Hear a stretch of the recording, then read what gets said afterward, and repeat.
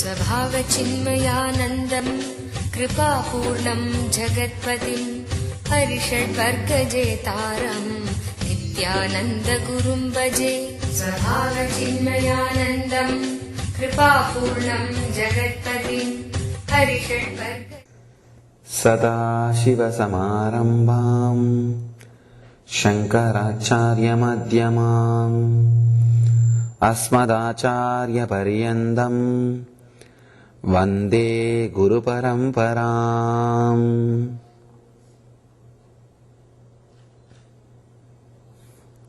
Welcome you all with my love and respects.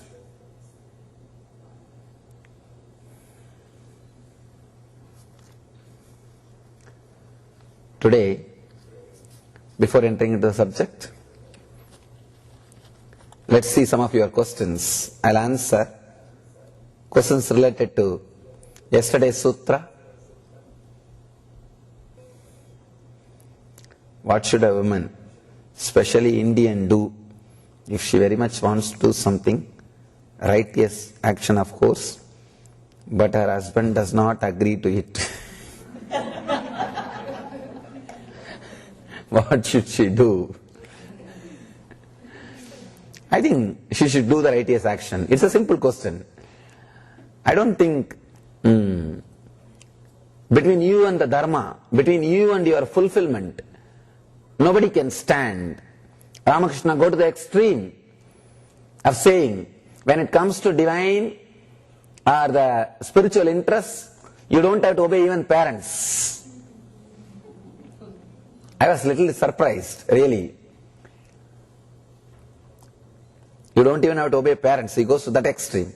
So I also feel fulfillment and you flowering is the most important thing than anything. See, husband, wife and all those things are social relationship. Okay. But not ultimate. So I'm not telling or I'm not advocating divorce. Understand very clearly. For the purpose of dharma, for the purpose of your flowering, you can disobey. Not keeping your vengeance and trying to catch some point to disobey. Even the right action done with the wrong reason can be a problem. A small story. 3 people in the lunatic asylum wanted that they should be sent home. They should be freed. The doctor said, tomorrow morning I'll have a test for you guys, then we will decide. He called all 3 of them to a swimming pool which is empty swimming pool. Told the first guy, please jump. That guy jumped and broke the leg. He called the second guy, jump. He jumped, broke the hands. Third guy, doctor said jump. That guy said, no, I won't jump. Doctor said, yes. Now you can go back. You are free. You did the right thing. You are freed. Please go back and live your regular life. When the patient was about to leave, the third patient, doctor asked, just I want to ask one thing. Why did you decide not to jump? The guy said, I don't know swimming. Understand? Right decision, wrong reason. Not jumping, right decision, but wrong reason. So fighting for the wrong reason is wrong. If it is really the issue of dharma, I think you don't have to bother about anybody. One more important thing, you must have also created enough trouble for him. That is why he is standing in your way. I don't think unless you create trouble for him, anybody will stand in some good acts, good actions, in some good thing. This problem usually, I always face this problem. If wife comes to me first and attends our program, husband will never come. The problem is she will go and try to jump on him, literally convert him. And He can understand that Swamiji is right, but wife is right is too much. Swamiji is right can be okay, but wife is right is a bit too much. What to do? Huh? Anyhow, the answer is, if it is dharmic, if it is for your expression or the opening of yourself, you are free to do. You don't have to bother at all. How to get control over disturbed mind? A mind means disturbance, that's all. Why do you want to use the two words, disturbed mind?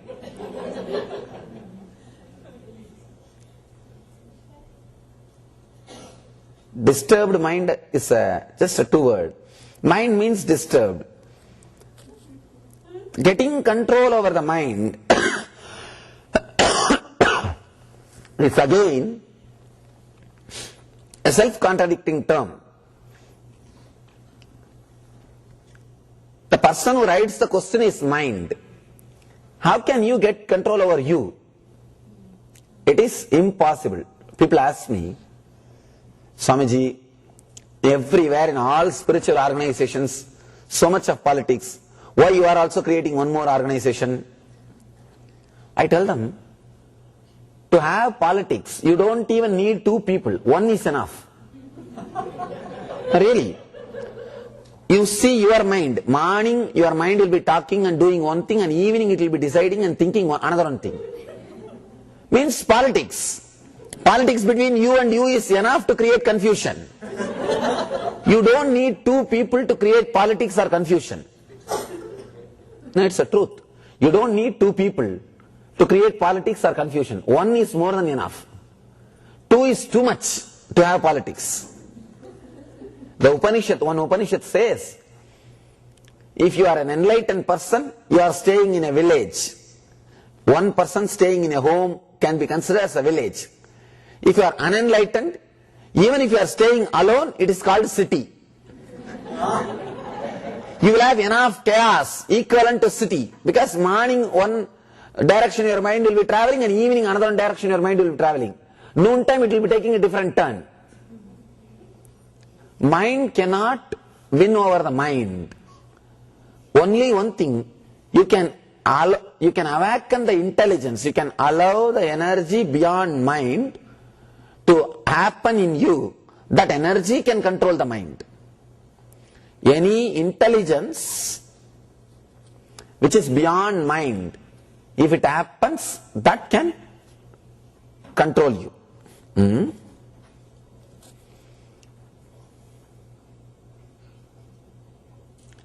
How to forget the past and forgive my loved ones who has hurt my feelings. Understand, unless you allow to get hurt, you can't be hurt. Unless you allow to get hurt, you can't be hurt. And life is like that only. As long as you expect, nothing can be done.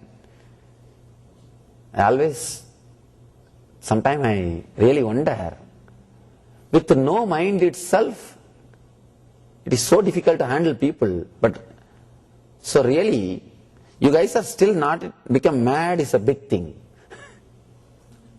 So you don't have to think too much about how to forgive people who have hurt my feelings and all those things. Don't bother. Don't think too much about these things. That's all can be the right answer. No other answer can heal. Maybe time can heal. That's all. But you constantly remembering about that problem will never help.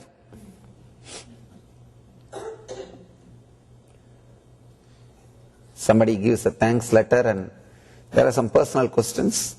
You can ask in Energy Darshan.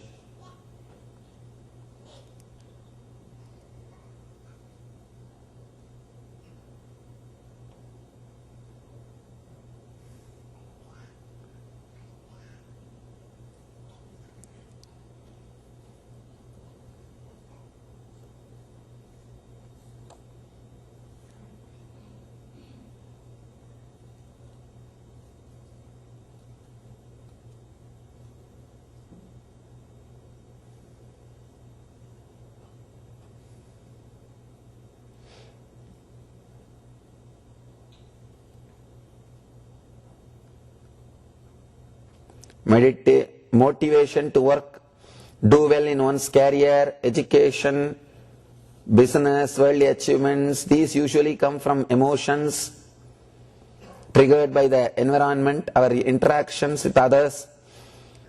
Suppressing emotions might lead to complication and inertia, retard progress in the world. So is meditation suppression to all questions for everyone? Then would the world stop progressing with no one's striving to complete and be better than the next fellow? So is meditation really the ultimate solution? Totally wrong idea. First thing, meditation will help you to release all your suppressions. It will only help you to flower.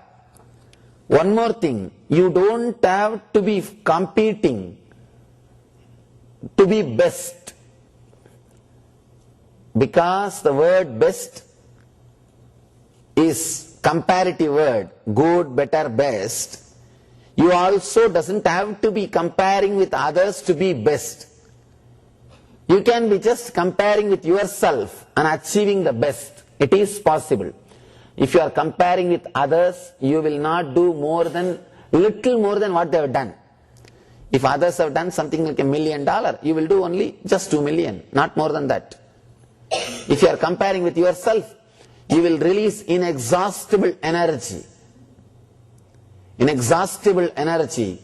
And there is no need for comparison. There is no need to put a boundary for you. No need to put a boundary for you. In a way, comparing with others is a boundary for you. You are bound by comparison. Meditation actually will be the ultimate solution. You are asking, world would stop if everybody starts meditating. All are not so intelligent. Whole world is not so intelligent to start meditating, so don't bother. Meditate, that will be the best solution. If at all whole world can meditate, it will be the best thing to the planet Earth.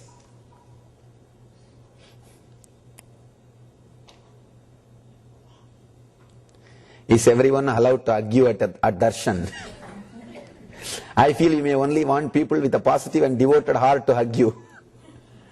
It has nothing to do with a positive energy or a devoted heart.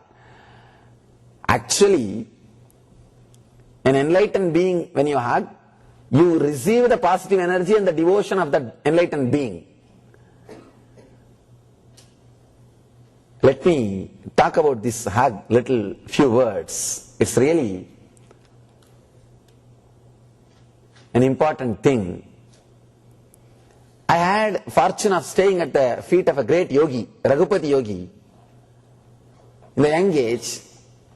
He's a very elderly person, something like that, must be 70 or 80.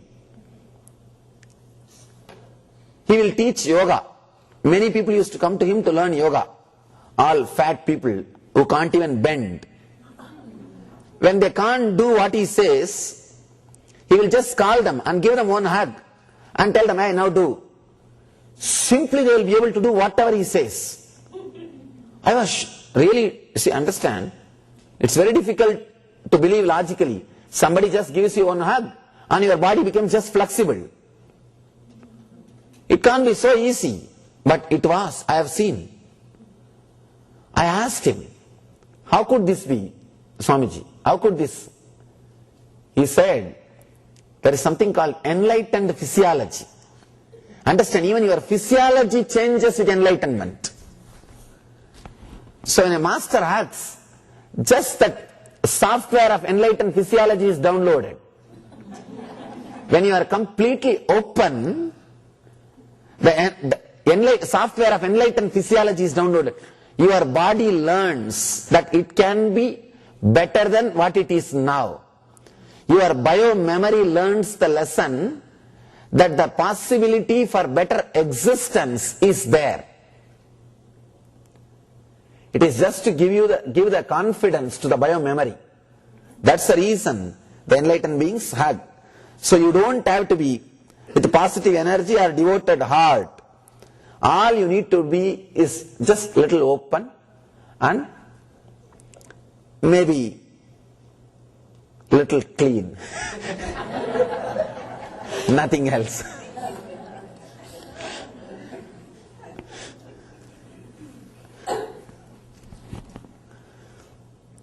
What's the best thing to do when we feel too far away from you and want to get all the positive energy back? I always tell people, meditation, Nitya Dhyan, is literally the master's body. Understand? Do not think I am also just a 6 feet form like you. No. My extended being is what is my teaching and the mission. That's why they say, Buddham Saranam Gacchami, Dhammam Saranam Gacchami, Sangam Saranam Gacchami. Dhamma, teachings, Sangha, mission, both are part of Buddha. Understand? I do not live completely in this body. Hardly I live 33%.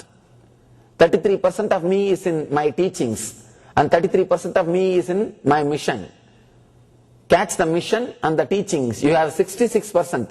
More than the people who are staying around me. You will have me more than the people who are staying around me. That's a beautiful example. The bee or the fly which stays always 24 hours with a cow, it only sucks the blood. The calf which goes near the cow only half an hour. Only half an hour the calf is allowed to go near the cow. That drinks milk and comes out.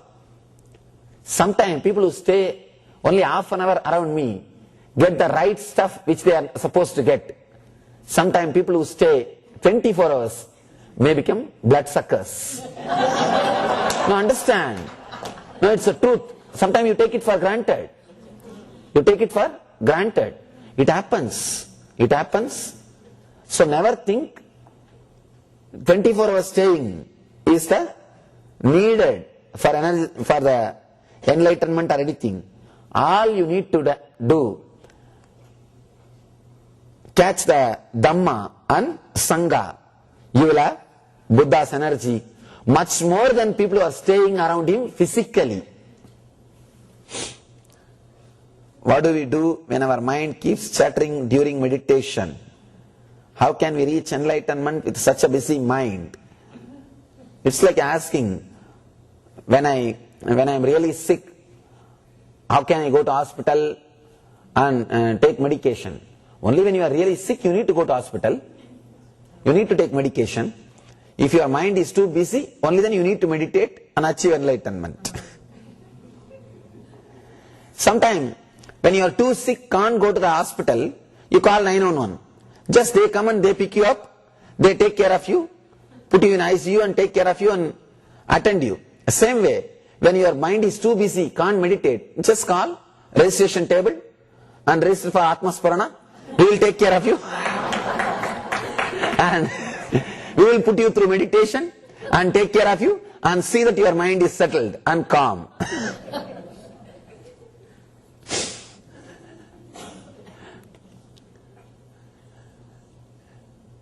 Hospital for meditation is Master's presence.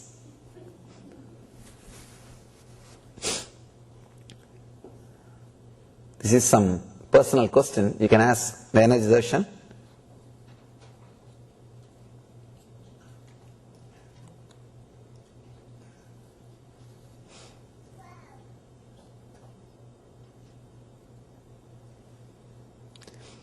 What is the most profound question you have ever asked your Sadguru?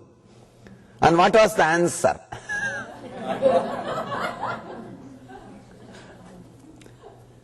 The funny part is, I never had an enlightened master guiding me.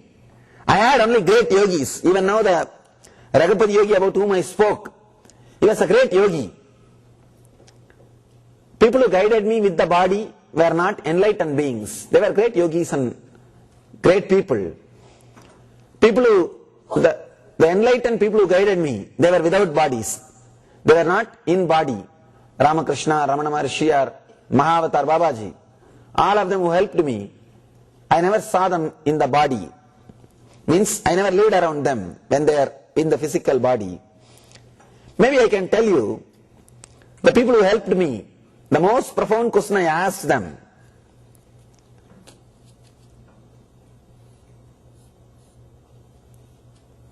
let me narrate this experience. You may understand that most profound question.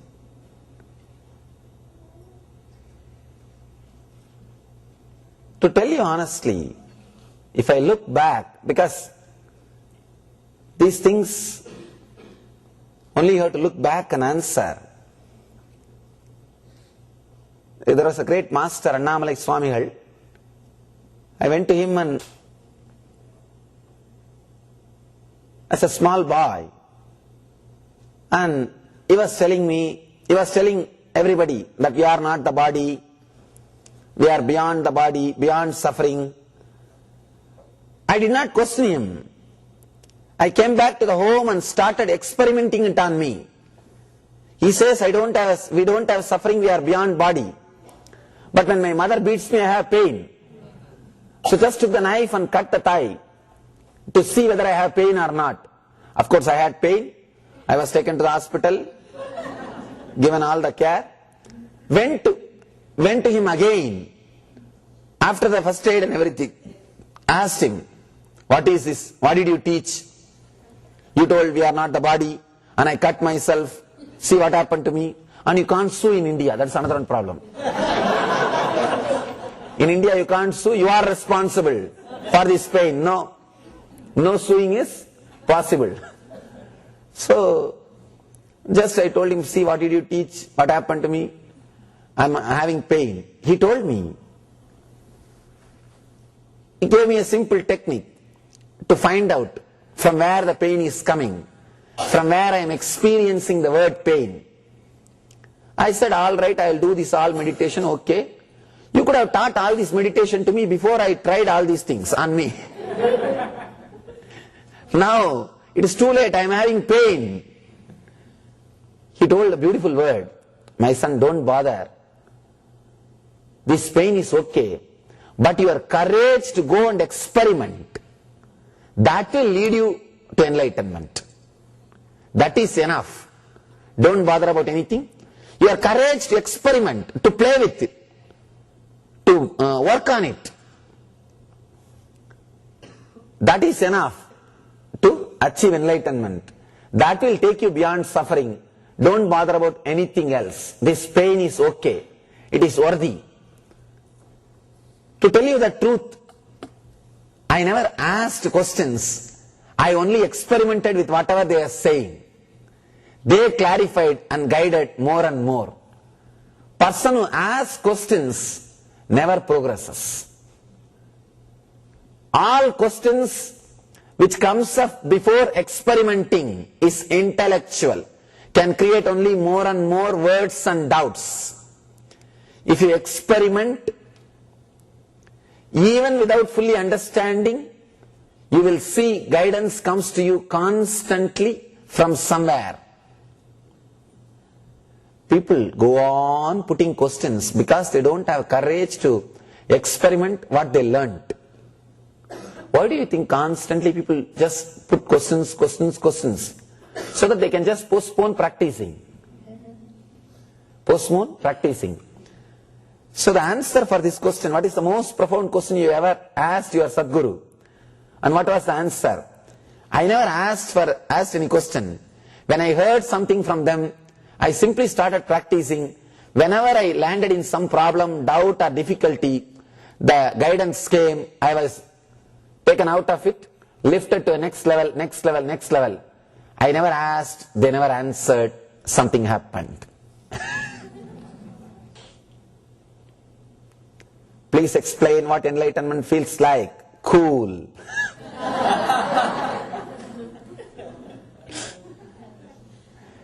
What should I do when I am faced with situations where it is hard to see God in others? I know what to do, but sometimes the emotions get in the way. Just get in the way of emotion, that's all. If emotions get in your way, have a little big drama, over.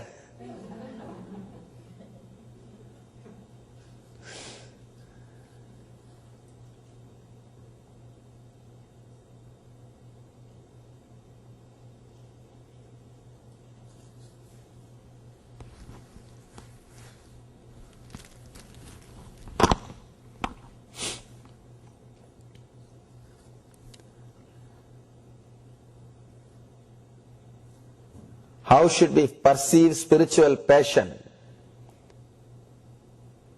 or spiritual possession, whatever you may call it? The only way to keep that spiritual fire in your being, read the Master's words, listen to the words again and again. They will do a big alchemy. I always tell people, whenever you drive, decide to listen some discourses. Let it go on. Even few words which goes inside can do miracles. That's the only way to keep the inspiration alive.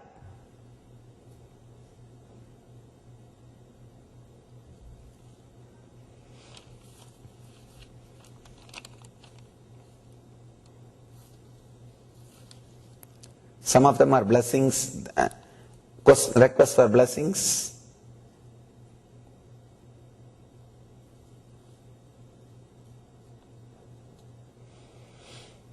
Bhagavan Ramana Maharshi said that Arunachaleshwara hill is the spiritual center on earth. Please elaborate. I also strongly feel that not just because I took birth, I am born and brought up there, I also strongly feel that hill is a spiritual incubator because so many enlightened masters have left their body there. It's a very powerful energy center. Like an atomic power station, it's a spiritual atomic power station.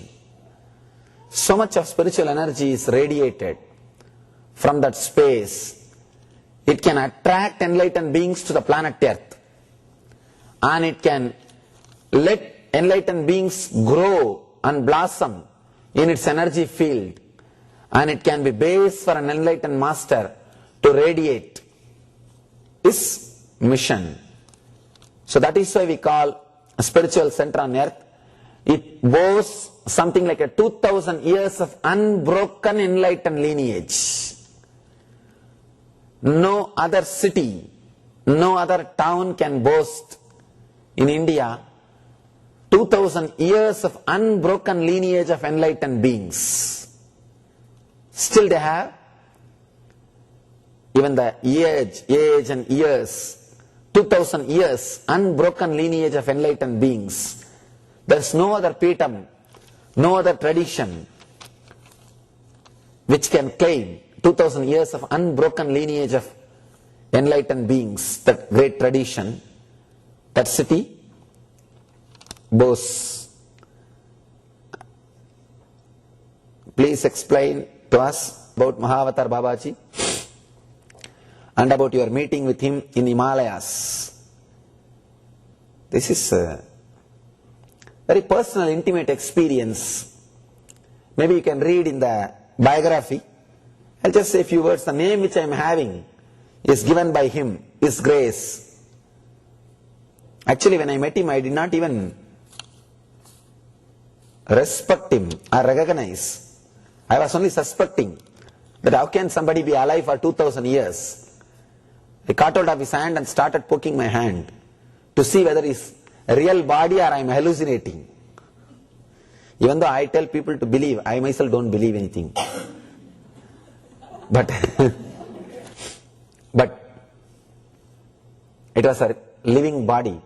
And he started laughing. It was a very inspiring experience. That's all I can say. How do we look for God in every pair of eyes? You just look into every pair of eyes, you will see God in them. You never look into them. That's where the problem starts. Just see. Do you have courage to look into the people's eyes? No. You don't allow people to look into your eyes. The reason is you are afraid that you may open up. If you look into others' eyes, beyond your control, you will start crying. You will start crying because in every heart, the deep need, feeling for the love to open up and to merge with others exists. By not letting your eyes to be penetrated and not penetrating others' eyes, you avoid, you escape from the deep need for sharing love, receiving love. In every one of you, deep need to open up and share your love, to open up and receive your love exists. If you look into others' eyes, if you penetrate into others' eyes, you will open up. You will simply start sharing your love.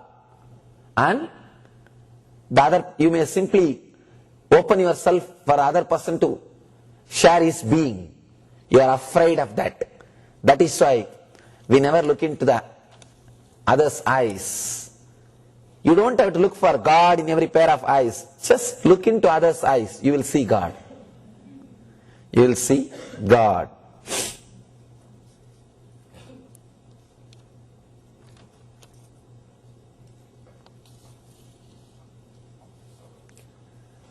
You are asking, I am too attached to the physical form of my Guru. How do I transcend that and see him everywhere? Don't bother about that. Your Guru himself will take care of that. You just be relaxed. Don't think too much. You don't have to take big jump all at once. Let all other forms disappear in your master's form. Disappearance of your master's form, he will take care.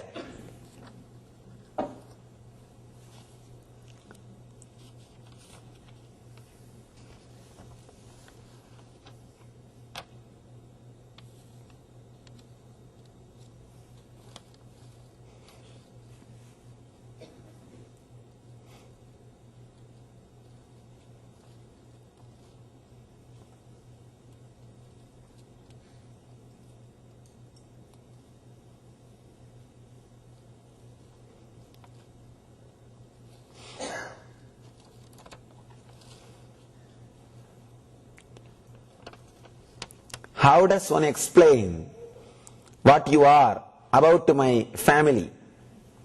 Like co-workers, boyfriends, girlfriends, or family members who know nothing about you and may consider such beliefs odd or against their own beliefs. Can such persons that are important in one's life to be drawn to you through me? Understand, you can't convince anybody by logical words or teaching. Maybe try to give them some books and cassettes and let them open the possibility to experience. You will see the right thing happening.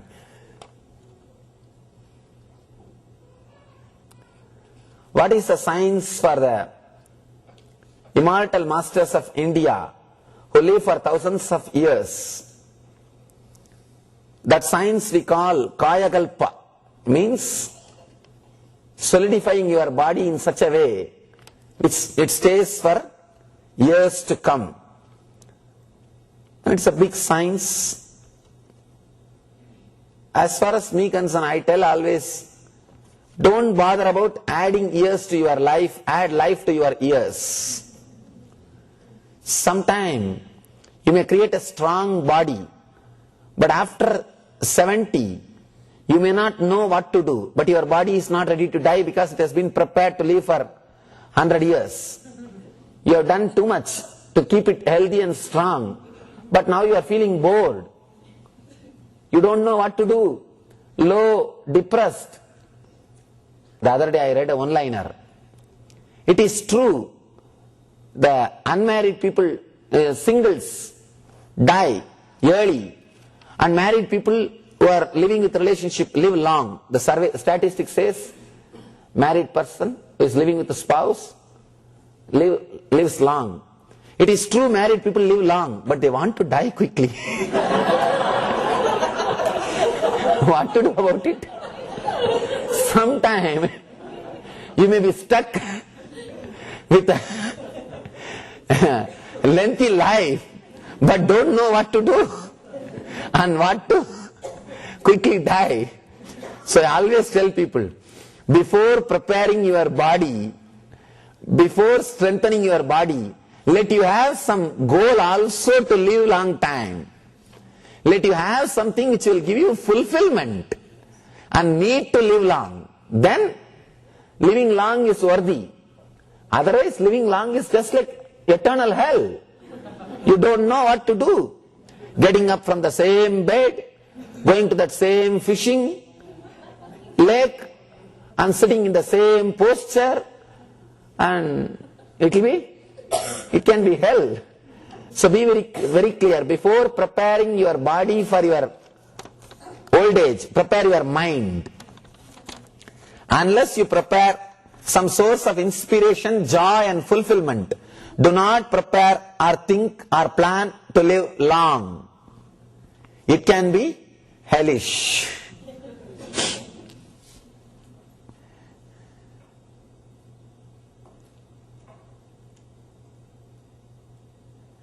Could you please name fear of the enlightened souls of the present time besides you if any? No fear exists in enlightened beings. The whole thing is a play, drama, so no fear. Who has the authority to declare someone as Paramahamsa? Nobody has got authority except you. You are supposed to declare you are Paramahamsa.